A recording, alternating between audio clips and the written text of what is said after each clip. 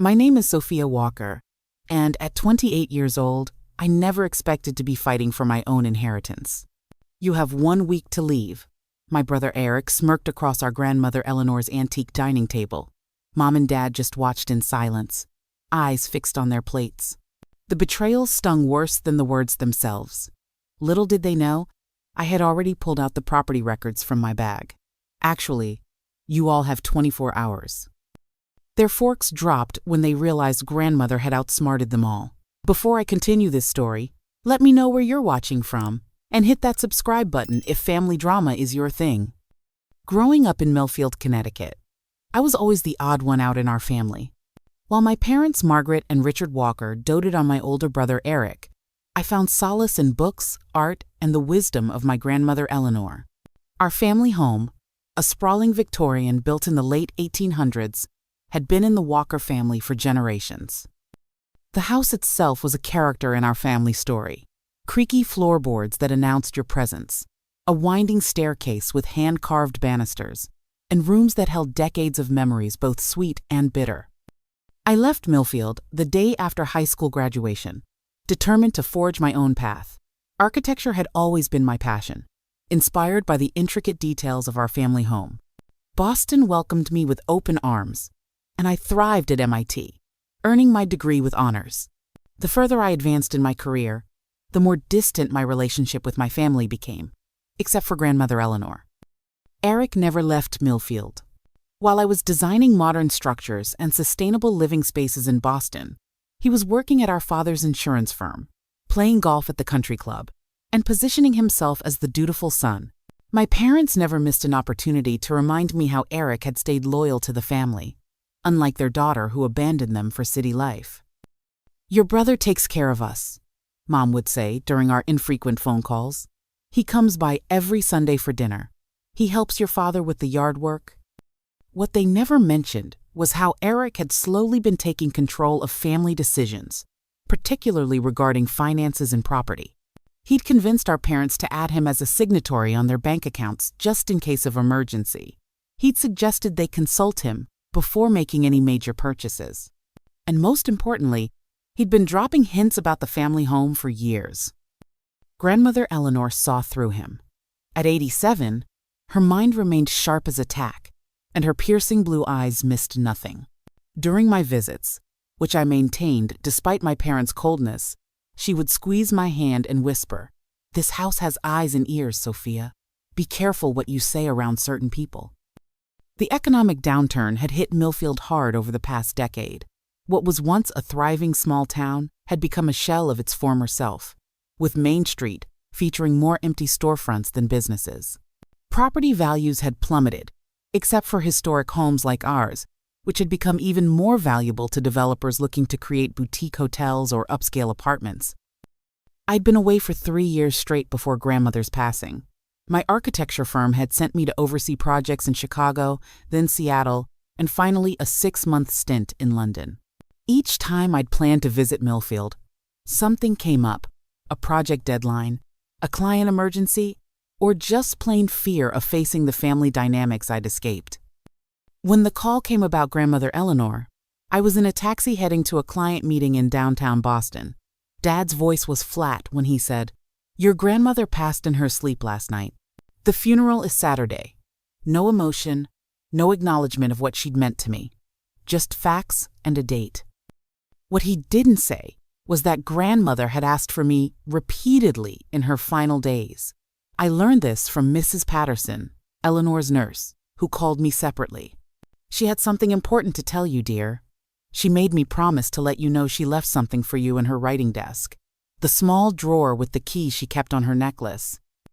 Before heading to Millfield, I'd made one stop at my attorney's office. The documents he provided confirmed what grandmother had told me during my last visit, though at the time I hadn't fully understood the implications. Now, with the papers safely tucked in my briefcase, I returned to the town I'd left behind, unaware of the storm that awaited me. The moment I pulled into the driveway of the Walker family home, I knew things had changed. Eric's sleek black Audi was parked in what had always been grandmother's spot. The flower beds she had tenderly maintained were now overgrown with weeds. The porch swing where we'd spent countless summer evenings talking about life was gone. Mom answered the door with a perfunctory hug. "You're in the blue guest room," she said. "Not the bedroom I'd grown up in. Eric and Jessica are using your old room when they stay over with the kids." Dad nodded from his armchair, barely looking up from his newspaper. "Good drive?" "No, I've missed you," or "It's good to see you." Just practical questions and statements of fact. Eric arrived an hour later with his wife Jessica and their 2 children, Madison and Connor. He'd gained weight since I'd last seen him, his face fuller under his carefully styled hair. The gold watch on his wrist caught the light as he gave me a cursory hug. "The prodigal daughter returns," he said with a smile that didn't reach his eyes. Must have been quite the important meeting to miss Grandma's last days. The barb stung, designed to do exactly that. Jessica, ever the peacemaker, quickly interjected with questions about Boston and my work, but Eric cut her off. "We're not here to discuss Sophia's glamorous life," he said. "We have funeral arrangements to finalize." Throughout that first evening, I noticed how everyone deferred to Eric. Mom asked his opinion on the funeral flowers. Dad consulted him about which family members needed to be called. Even the funeral director who stopped by addressed most of his questions to my brother rather than to all of us collectively. "We've already selected the casket," Eric informed me when I asked about the arrangements. "No need for your input at this late stage." Later, I found myself wandering into Grandmother's room, now stripped of many personal items. Her favorite Afghan was missing from the foot of the bed. The collection of antique silver brushes had been removed from her vanity. The walls, once covered with family photographs, now held only faint rectangles where frames had hung. "Looking for something?" Eric's voice startled me from the doorway. "Just remembering," I said. "What happened to all her things?" "Mom and I sorted through them already. Important items are safely stored. The rest will go to charity after the funeral." Without asking me if there was anything I wanted to keep, Eric shrugged. "You weren't here. Decisions had to be made." I noticed a small wooden box on Grandmother's nightstand and reached for it, remembering it had contained her collection of vintage brooches. "Don't touch that," Eric said sharply. "Jessica has already claimed it." That night, I waited until the house was quiet before slipping back into Grandmother's room. The key Mrs. Patterson mentioned had been removed from Eleanor's belongings, but I found the small writing desk intact in the corner.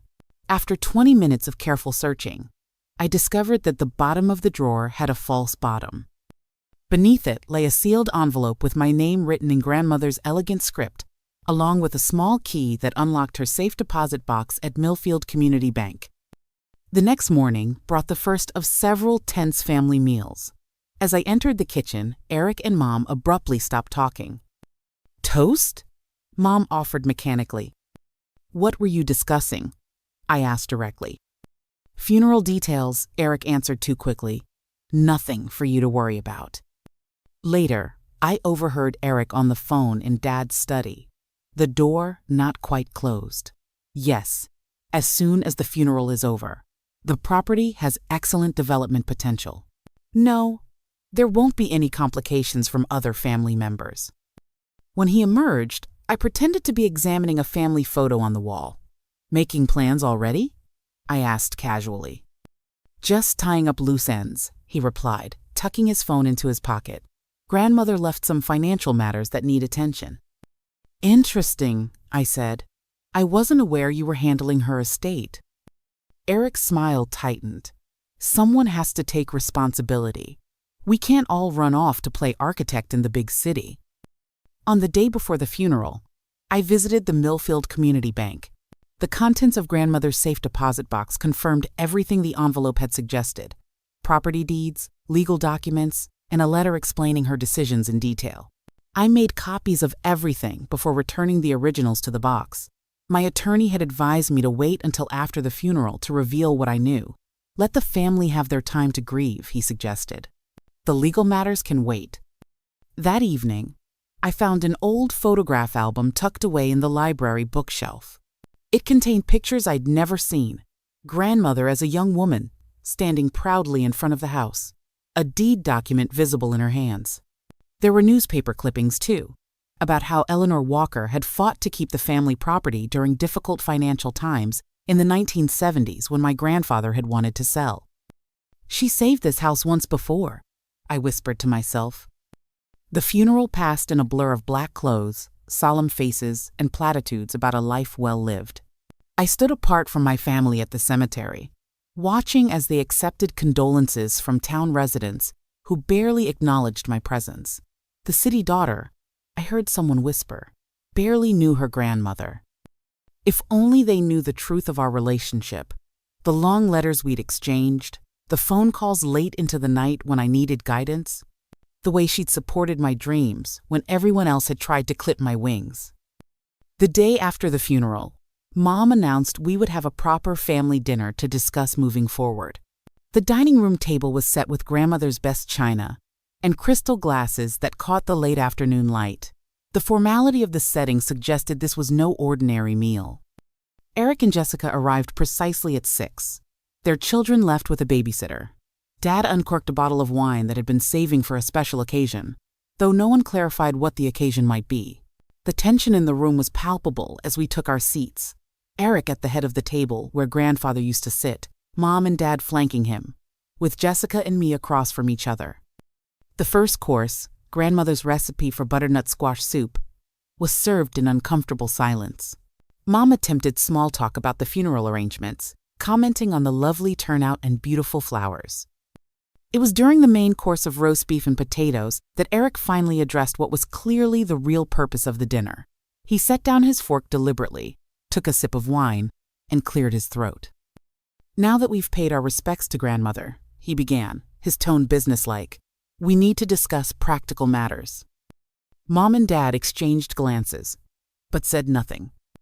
"As you know," Eric continued, "Jessica and I have been considering a larger home for our growing family. The kids need more space, and with the baby coming..." He paused to allow Jessica's automatic smile at the mention of her pregnancy. "Congratulations," I said, genuinely surprised by the news. "I didn't know you were expecting." "We announced it at Christmas," Jessica said softly. "You weren't here." Another reminder of my absence. Another subtle jab. "Anyway," Eric continued, "after discussing it with Mom and Dad, we've decided the most sensible solution is for us to move into this house. It's got the space we need, and it keeps the property in the family." I looked at my parents. "You're moving out?" Dad studied his plate. "We've been thinking about downsizing. The maintenance on this place is becoming too much." "We found a nice condo in that new development by the golf course," Mom added, not meeting my eyes. Eric smiled, the picture of reasonableness. "It makes perfect sense, Sophia. Mom and Dad get a more manageable space. We keep the family home. Everyone wins." "And where do I fit into this plan?" I asked, though I already knew the answer. Eric's expression shifted to one of feigned concern. "Well, that's what we need to discuss. Obviously, you'll need some time to collect any remaining belongings." "My belongings? From my home?" "Let's be realistic," Eric said, his voice hardening slightly. "This hasn't been your home for years. You've made your life in Boston." "It's still my family home," I insisted. "A home you visit, what, once every few years?" Eric scoffed.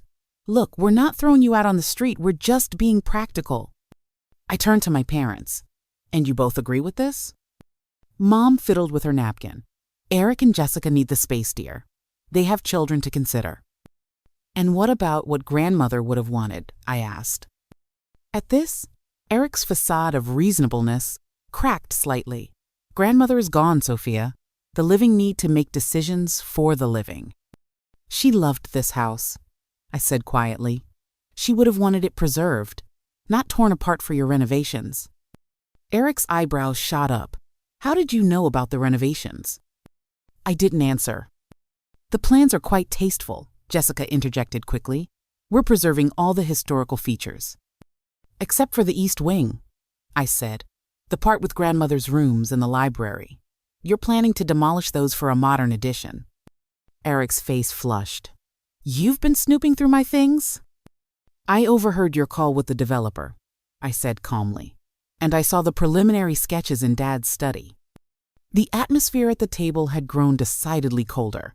Eric set down his wine glass with a thud that made Jessica jump. "You've always had a problem with boundaries, Sophia. Always thinking you know better than everyone else. Well, this time, it doesn't matter what you think." His voice had taken on the cruel edge I remembered from childhood arguments. "You have 1 week to leave, to collect whatever you think still belongs to you, and go back to your life in Boston." The smirk that accompanied this pronouncement sent a wave of familiar hurt through me, the same feeling I'd experienced countless times growing up as the less favored child. But this time, there was something different. This time, I had grandmother's documents in my bag. Mom and Dad just watched in silence, eyes fixed on their plates again. The betrayal stung worse than Eric's words. Their silence was complicity, their averted gazes an admission. 1 week, Eric repeated, clearly enjoying what he perceived as his moment of triumph. "I'm being generous, considering the circumstances." I reached down from my bag beside my chair, feeling the weight of the decision I was about to make. Grandmother's voice seemed to whisper in my ear, "Some battles choose you, Sophia. Be brave enough to fight them." The manila envelope made a soft thud as I placed it on the dining table. Eric eyed it suspiciously, fork poised midway to his mouth. "What's that supposed to be?" he asked. "Property records," I replied calmly, though my heart was racing. "And grandmother's will. The official one. Not whatever version you might have been showing, Mom and Dad." The flash of uncertainty that crossed Eric's face told me everything I needed to know. He had indeed been misrepresenting grandmother's wishes.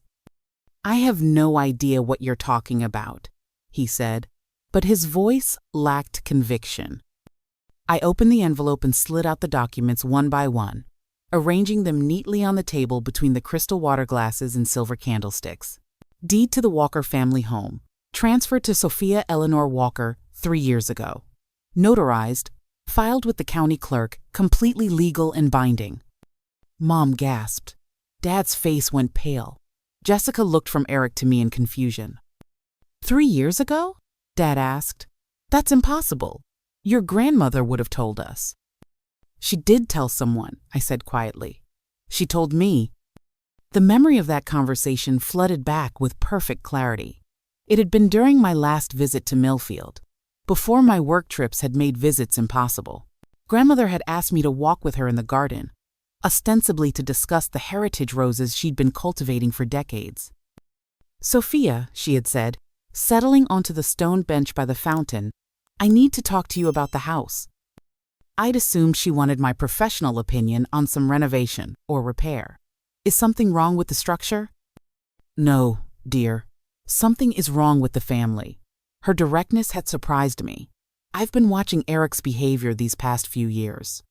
The way he's manipulating your parents, the comments about what a burden this house is on them, his suggestions about selling to developers. "He wouldn't," I'd protested, though without much conviction. "He would, and he's planning to," Grandmother had said firmly. "I've overheard his phone calls. I've seen the brochures from that resort development company he's been meeting with." She'd taken my hands in hers, her skin paper-thin, but her grip surprisingly strong. "This house has been in my family for 5 generations. My grandmother left it to me directly, bypassing my brothers, who would have sold it in a heartbeat. Now I'm doing the same." "What do you mean?" "I've transferred ownership to you, Sophia. Not in my will, which could be contested, but as a direct gift. It's already done. The paperwork was filed last month." I'd been speechless, stunned by the magnitude of what she was telling me. Why not tell Mom and Dad? Or Eric? Grandmother's blue eyes had hardened, because they would try to talk me out of it. Or worse, pressure me to undo it. Eric, especially. He's counting on this house as his inheritance, not because he loves it, but because of what he can get for it. "But why me?" I'd asked. "I don't even live here anymore." "Because you understand what this house means. Not just the building, but the history, the memories. You see beyond market value to true value." She'd squeezed my hands. "And because you're strong enough to stand up to them when the time comes." Back at the dinner table, Eric was sputtering in disbelief. This is forgery. It has to be. Grandmother would never have done this behind our backs. Behind your back, you mean? I corrected. She knew exactly what you were planning, Eric. The meetings with Lakeside Developments, the plans to turn this into luxury condos, all of it. That's a lie!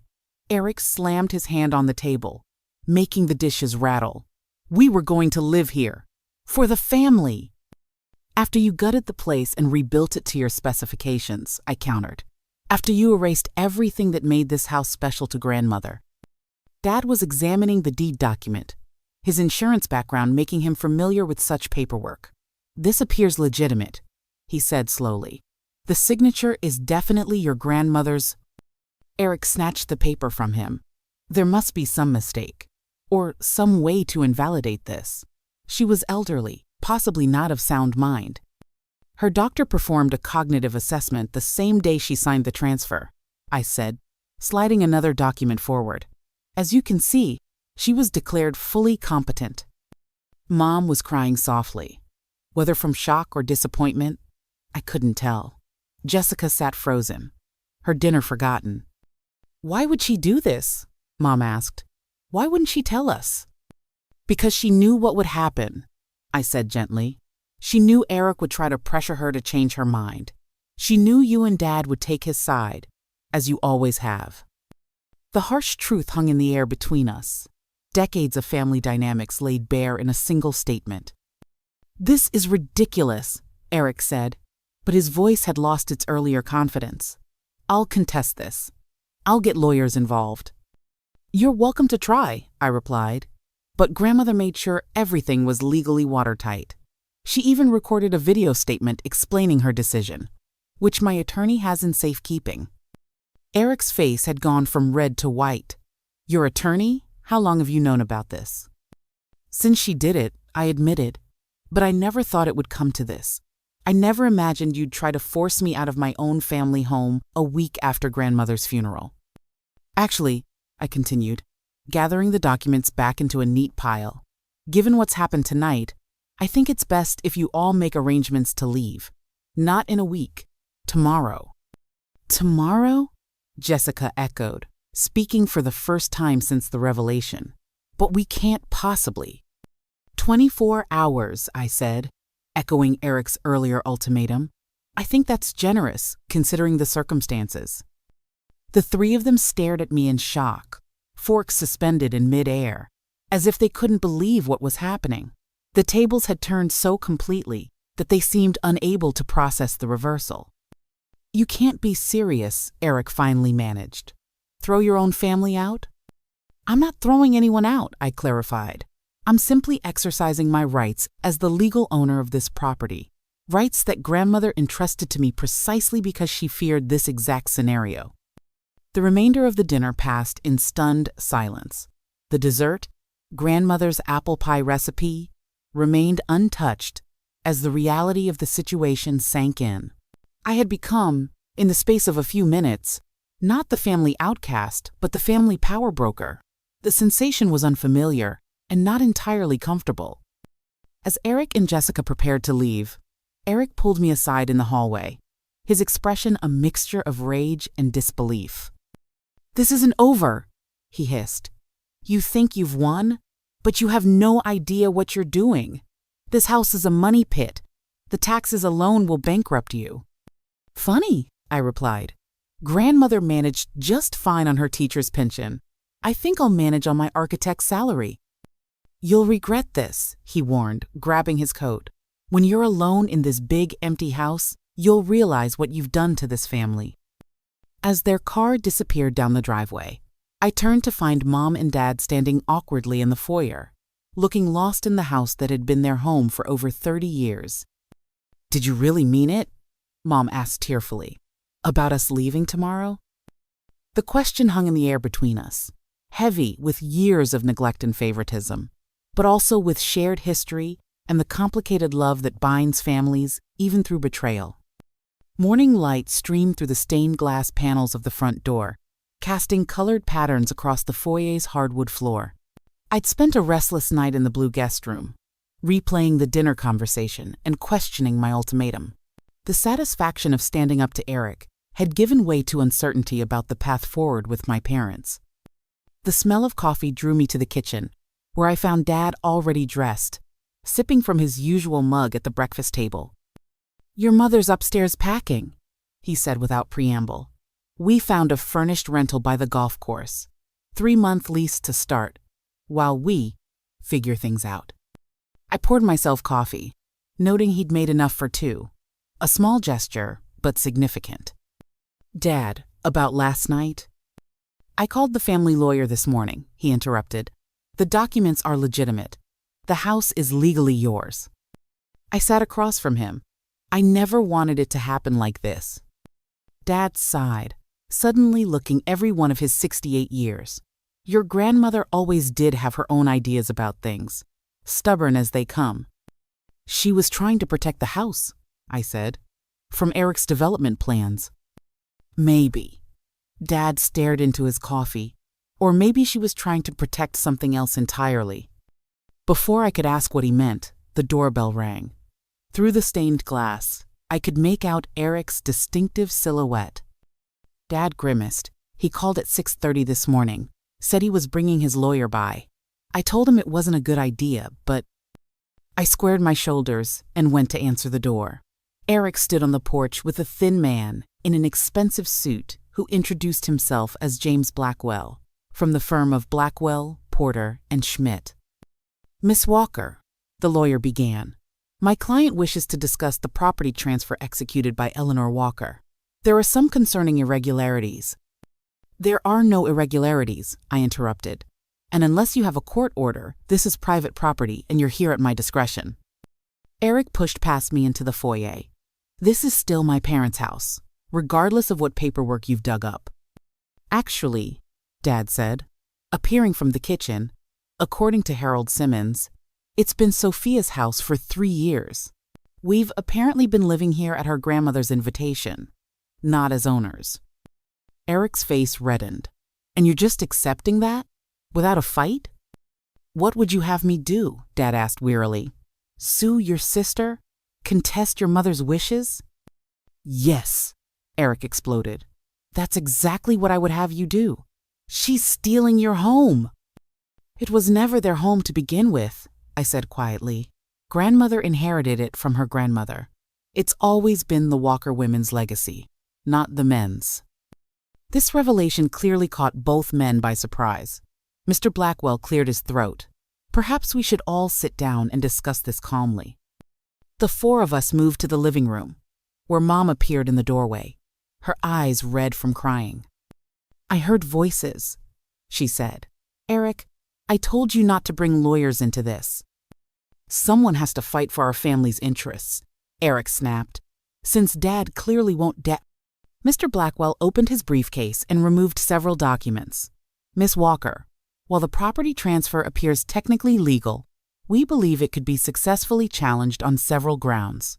The timing, the secrecy, the bypassing of direct descendants.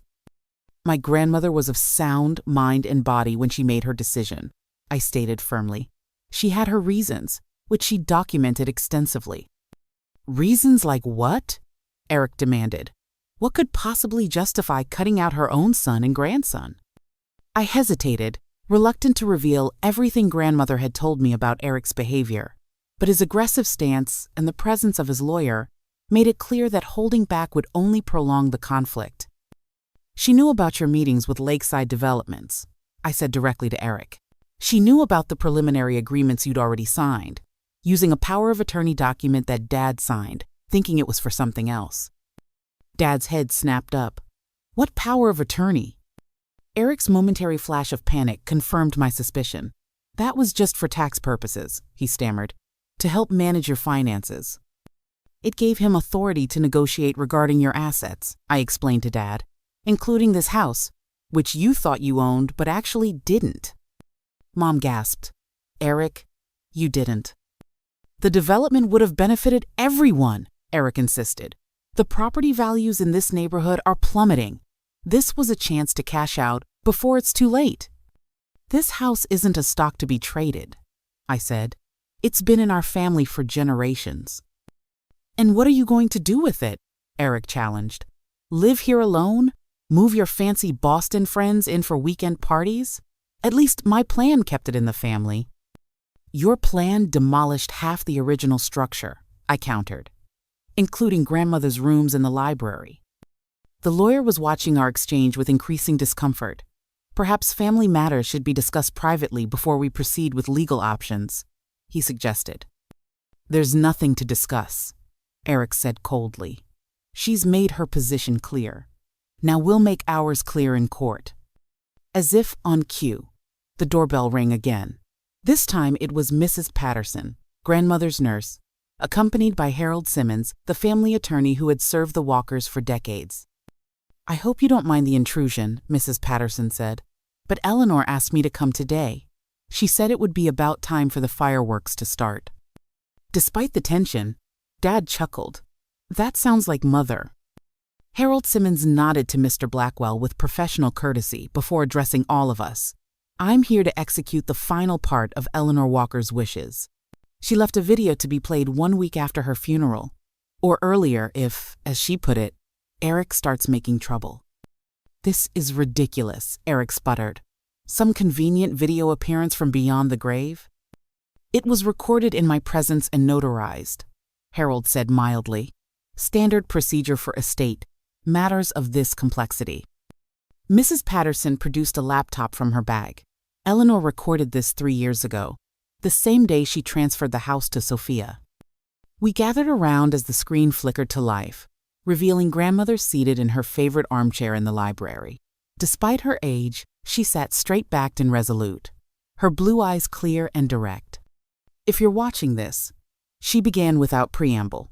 Then I've passed on, and as I suspected, there's a dispute about my decision regarding the house. She adjusted her glasses in the familiar gesture I'd seen thousands of times. I want to be perfectly clear about my reasons. This house has been passed from grandmother to granddaughter in our family since 1872. My grandmother bypassed my father and uncles to leave it to me, and now I'm doing the same. But it's not just tradition, she continued. It's about stewardship. This house needs someone who understands its value beyond dollars and cents, someone who appreciates its history and character. Her expression hardened slightly. Eric, I know you're watching this and probably fuming. I've seen the development plans you left in your car. I've overheard your phone calls about turning this property into condominiums. I know about the power of attorney document you tricked your father into signing. Eric shifted uncomfortably as his parents turned to stare at him. Richard and Margaret, grandmother, addressed my parents. I love you both, but you've allowed Eric to manipulate you for years. You've consistently chosen his wants over Sophia's needs, and I won't let that pattern extend to this house.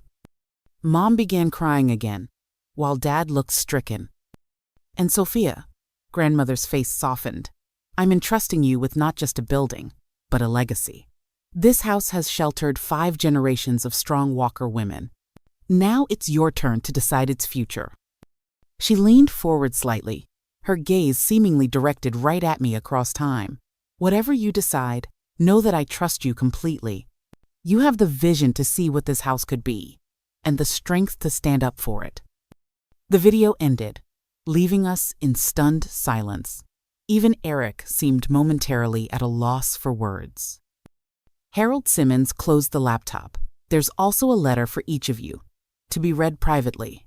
And Miss Walker, he addressed me, there are additional documents regarding the trust fund established for property taxes and maintenance. Trust fund? Eric echoed incredulously. Yes, Harold confirmed. Your grandmother converted a significant portion of her investments to establish a trust specifically for the preservation of the property. It should cover expenses for approximately 20 years. The revelation that grandmother had thought of everything, had anticipated and planned for every contingency, was both overwhelming and comforting. She had given me not just the house, but the means to keep it. Eric stormed out without another word, his lawyer hurrying after him with briefcase in hand. The slamming door echoed through the house like a final punctuation mark. Mrs. Patterson touched my arm gently. She was so proud of you, dear. Every time you sent a letter or called, her whole face would light up. The simple statement broke something inside me. After maintaining my composure through confrontation and revelation, it was this small affirmation of grandmother's love that finally brought tears. Dad approached awkwardly, hands in his pockets. "We'll still move to the rental," he said. "Give you some space to figure things out. But I hope this doesn't mean we're cut off completely." It was the closest thing to an olive branch I could expect, and I recognized the effort it took him to offer it. "Maybe Sunday dinners," I suggested tentatively. "Once a month to start?" Mom nodded eagerly, relief evident in her expression. "We'd like that very much." As they returned upstairs to continue packing, I stood alone in the foyer, feeling the weight of the house around me, not as a burden but as a presence, alive with history and possibility. For the first time since returning to Millfield, I felt a sense of certainty. This was where I belonged. The house felt cavernous the next morning after my parents left for their rental. Their departure had been awkward but not hostile. Dad had handed over all the keys, and Mom had left a binder containing information about the utilities, local service providers, and the quirks of the old house's heating system. Small practical gestures that spoke volumes about their acceptance of the situation, if not their happiness with it. I wandered from room to room, seeing the house with new eyes, not as the childhood home that had often felt constricting, but as an architect's canvas filled with possibility. The morning light streamed through the east windows, illuminating dust motes in the air and highlighting the intricate woodwork that had been handcrafted a century and a half ago. In grandmother's room, now empty of her presence but still containing her furniture, I sat on the edge of the bed where she had read me stories as a child. The memory of her voice was so clear, I could almost hear it. "Every house has a heart, Sophia. Find it, and you'll understand the whole structure." The writing desk where she'd hidden her letter to me stood in the corner. I ran my fingers over the smooth wood, worn by generations of hands. Inside the drawer, I found more than I'd expected. Not just the envelope I'd already discovered, but a collection of letters from various family members over the years. Letters from my great-great-grandmother to her daughter, from my grandmother to her granddaughter.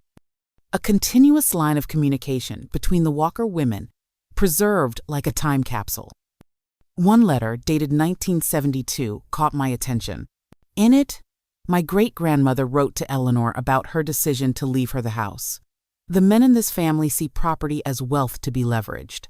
We women understand that some things are valuable precisely because they are not for sale." The parallels to my current situation were striking. History wasn't just repeating itself. It was following a deliberate pattern established generations ago. My phone buzzed with a text from Mrs. Patterson. "Tea this afternoon? There's more Eleanor wanted you to know." At 3 o'clock, I found myself in Mrs. Patterson's cozy apartment above the town bookstore. At 76, she moved with the brisk efficiency of someone decades younger, setting out teacups and a plate of lemon cookies. "Your grandmother and I were friends long before I became her nurse," she explained, pouring Earl Grey from a floral teapot. "We met in the college library in 1968, both of us studying when most women our age were focused on finding husbands." "I didn't know grandmother went to college," I admitted. "She never talked much about her youth." "Oh yes, she studied architecture actually." Mrs. Patterson smiled at my surprise. "She had to drop out when your grandfather fell ill, but she never lost her passion for buildings and design." This revelation stunned me. Architecture? Like me? "Why do you think she encouraged your interest so strongly?" "She saw herself in you. Her unrealized dreams finding new life." Mrs. Patterson reached into a drawer and pulled out a leather portfolio. "She wanted you to have this, said it should wait until after you dealt with the Eric situation, as she called it." Inside were architectural drawings, beautiful hand-rendered plans and elevations for a community arts center. The style was different from contemporary work, but the talent evident in the precise lines and thoughtful details was unmistakable. "This was her thesis project," Mrs. Patterson explained, "a plan to convert a historic home into a community space while preserving its character." The coincidence was too perfect to be merely chance. I looked up from the drawings. She knew, didn't she, what I might want to do with the house. Eleanor had remarkable foresight, Mrs. Patterson said with a smile. She didn't know exactly what you'd choose, but she knew you'd choose something that honored the house's soul. As I drove back to the Walker house, my house now, ideas began to form, not just about the building itself, but about my life's trajectory. Boston suddenly seemed distant, not just geographically, but emotionally. The projects waiting for me there felt less compelling than the opportunity before me in Millfield. The buzzing of my phone interrupted my thoughts. Eric's name flashed on the screen. After a moment's hesitation, I answered. Sophia. His voice was controlled, all traces of yesterday's anger carefully suppressed. We need to talk. No lawyers, no parents, just us. I'm listening. Not over the phone. The Riverside Cafe in 20 minutes? I agreed, curious about this apparent change of approach. The Riverside Cafe sat on the banks of the small river that gave Millfield its name. In high school, it had been the place to go after football games or before dances. Now, it served as a quiet meeting spot for local business people and the occasional tourist. Eric was already seated at an outdoor table when I arrived, 2 coffees in front of him. He'd ordered mine correctly, black with 1 sugar, a small detail that reminded me we had once known each other well. I've been thinking, he began without preamble, about what grandmother said in the video, about you understanding the value of the house beyond money. I waited, unsure where this was leading. I don't agree with her decision, he continued. I still think it was unfair to bypass Dad and me, but I've consulted with another attorney, and the transfer is solid. Fighting it would be expensive and probably futile. So you're giving up the legal challenge? I'm proposing a compromise. Eric leaned forward.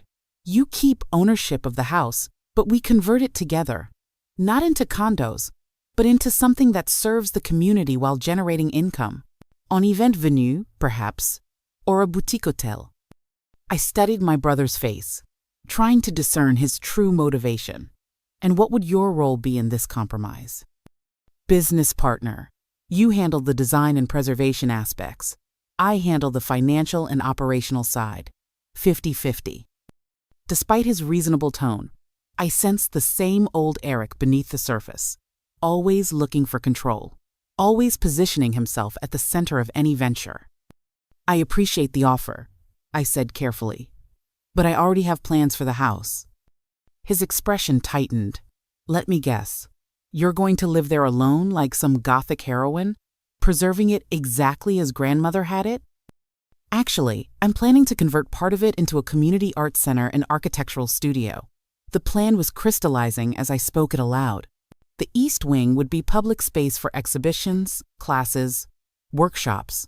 The main section would remain residential. Eric scoffed. And how exactly will that pay the property taxes? Or are you planning to live off grandmother's trust fund indefinitely? The studio would be a working architectural practice, focusing on historic preservation and sustainable renovation. There's a growing market for that expertise, especially in towns like Millfield with aging but valuable housing stock. My brother stared at me as if seeing me clearly for the first time. You've really thought this through. Some of it, yes. The rest is still forming. I took a sip of coffee. I'm giving notice at my firm in Boston next week. You're moving back to Millfield? The surprise in his voice was genuine. After spending your entire adult life trying to escape?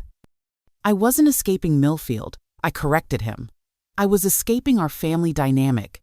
There's a difference. The honesty of this statement hung between us. Uncomfortable, but necessary. And what about Mom and Dad? Eric asked after a moment. Where do they fit into your grand vision? They're welcome to move back into the West Wing if they want. It would be their decision. Eric nodded slowly, processing this information. And me? Jessica? The kids?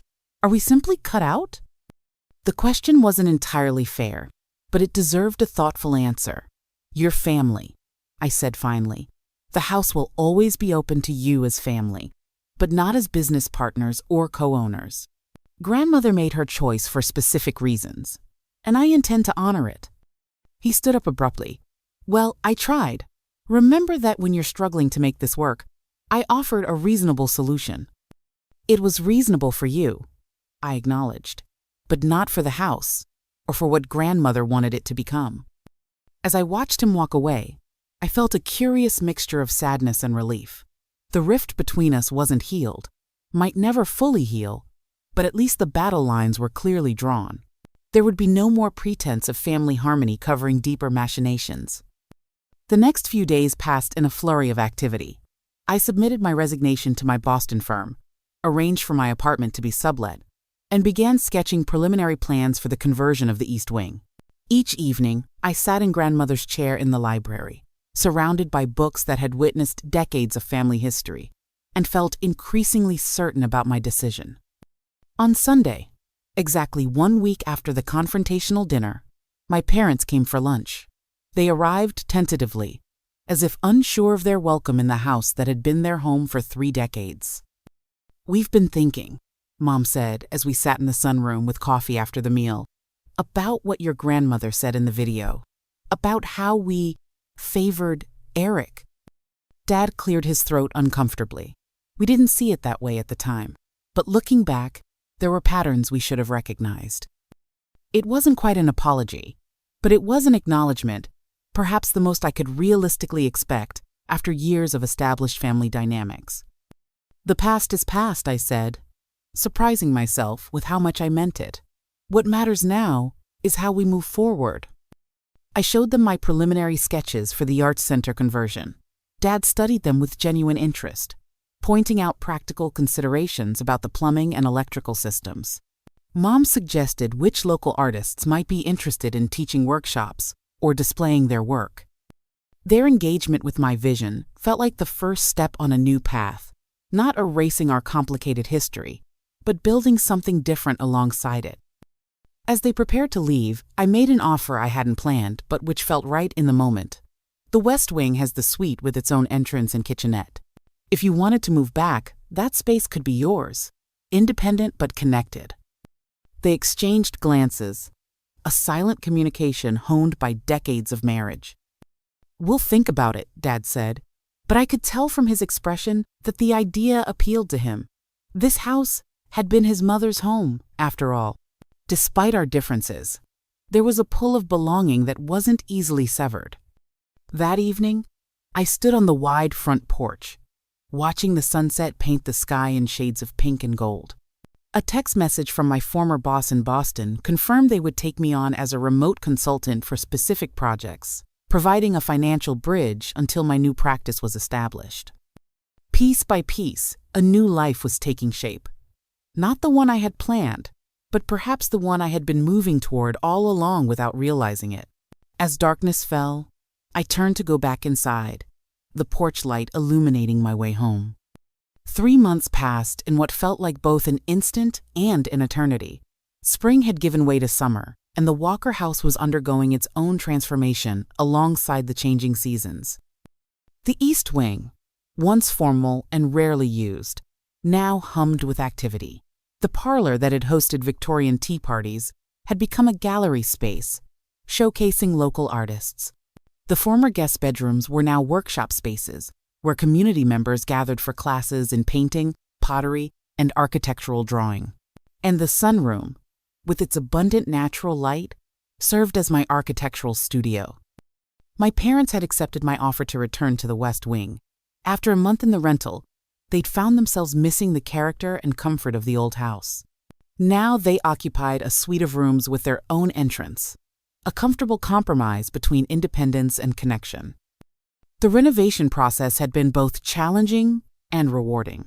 As an architect, I'd overseen numerous projects, but none had held the personal significance of this one. Every decision required balancing preservation with adaptation, honoring the past while creating space for the future. Local contractors had initially been skeptical of my plans. "Never seen anything like this in Millfield," grumbled Frank Henderson, the electrician whose father and grandfather had serviced the town's buildings for generations. But as the vision took shape, Skepticism gave way to enthusiasm. "It's like the old place is waking up," Frank admitted, as he installed energy-efficient lighting that complemented the historic fixtures. The community response had exceeded my expectations.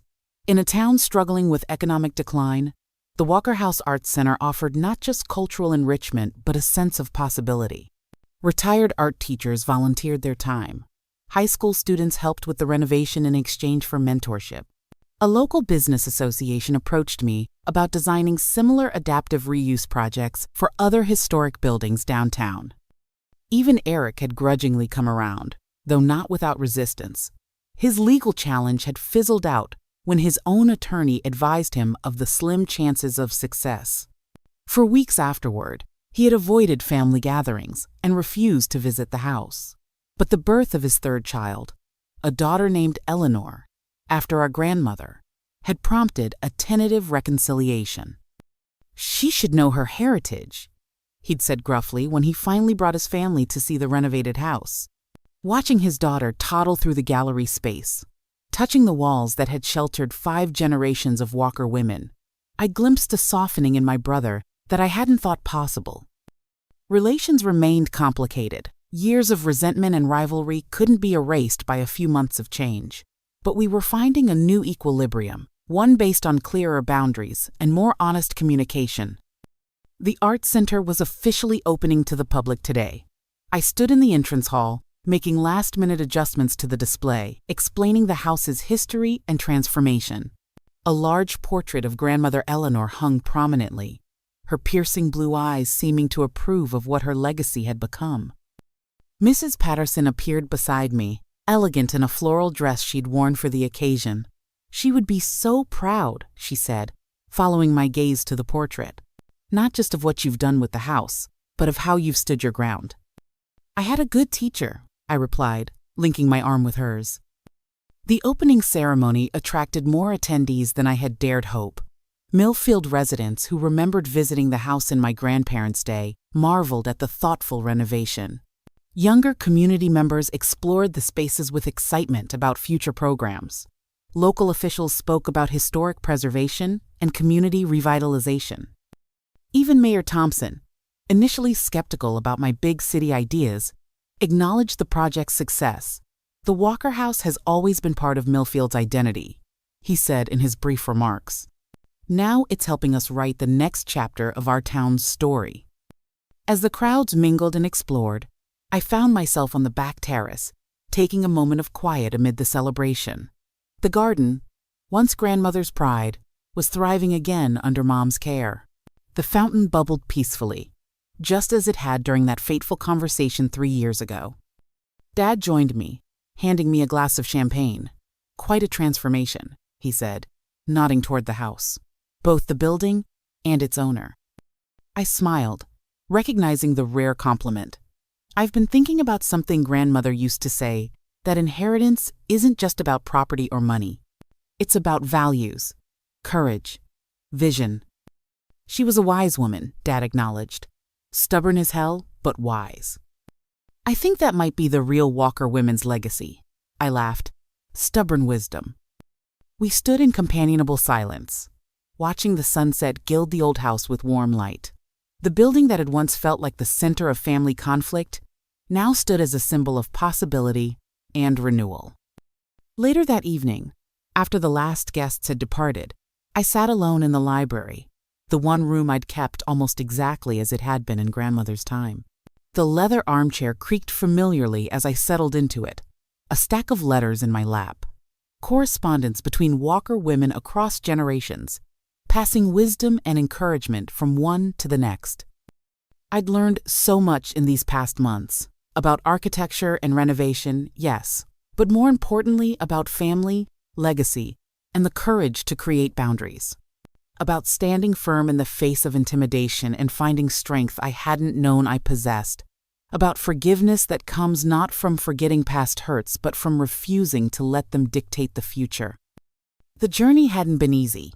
There had been sleepless nights questioning my decisions, moments of doubt about leaving my established career in Boston, days when Eric's continued resentment had felt like an unbearable weight. But through it all, There had been a growing certainty that I was exactly where I needed to be, doing exactly what I was meant to do. The house around me no longer felt like a battlefield, or even primarily like an inheritance. It had become something more profound, a canvas for creating something new that honored what came before. A bridge between past and future. A home, in the deepest sense of the word. As I prepared for bed that night, I paused by the window overlooking the garden where grandmother and I had had our last conversation. The moon silvered the landscape, casting long shadows from the ancient oak trees that had witnessed generations of Walker family dramas. "Thank you," I whispered to grandmother, to the house itself, to whatever combination of chance and choice had brought me to this moment. The journey wasn't over. There would be challenges ahead in making the arts center sustainable, in navigating family relationships, in balancing preservation with progress. But for the first time in years, I felt completely present in my own life, rooted in purpose and possibility. Some inheritances come with legal documents and property deeds. Others come in more intangible forms: courage, vision, the wisdom to recognize what truly matters.